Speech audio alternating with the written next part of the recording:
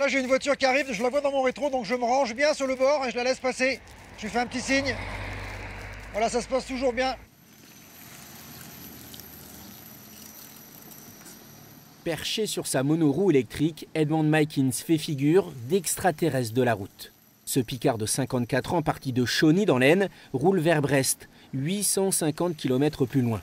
Aujourd'hui, l'étape fait 185 km, principalement à travers les routes de campagne, prenant soin d'éviter avec prudence les grands axes routiers. N'empêche, dès le premier jour de son périple, il fut arrêté par un gendarme.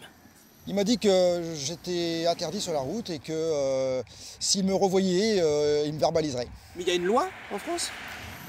Je sais pas, c'est le flou. Pour moi, c'est le flou. Il dit qu'il y a un article, mais il m'a pas donné le numéro de l'article. Il m'a pas verbalisé sur le champ, ce que je trouve bizarre. À condition d'être assuré, une tolérance est accordée à ces nouveaux moyens de locomotion électrique. Dans le code de la route, tout véhicule à moteur doit rouler sur la chaussée. Sur celle-ci, une réglementation européenne stipule que vous devez être immatriculé. Or, impossible d'immatriculer un engin sans selle. Une réglementation spécifique est attendue. Aujourd'hui, les vendeurs de gyropodes, overboard et autres trottinettes électriques, dont le marché est en plein essor, se bornent à rappeler les consignes de sécurité. Les conseils d'usage normal, casque, gants, genouillères, coudières, tout ce qui permet de se protéger. Il faut se protéger. La carrosserie, c'est soi-même. Sur les routes aujourd'hui, on parle de cyclistes qui ont des problèmes avec des voitures de temps en temps. Ici, là, c'est encore pire parce qu'on va moins vite, on est en équilibre. Donc il faut faire très attention.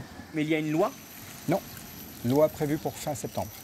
Une loi sur la mobilité vivement attendue par Maikins Edmond, dont le périple est à suivre sur son compte Facebook. Pour lui, la législation belge en la matière a valeur d'exemple. Ce qu'a fait la Belgique, c'est vraiment le bon compromis. Autoriser les gens à emprunter la chaussée avec une limitation à 25 km/h, je pense que c'est du bon sens.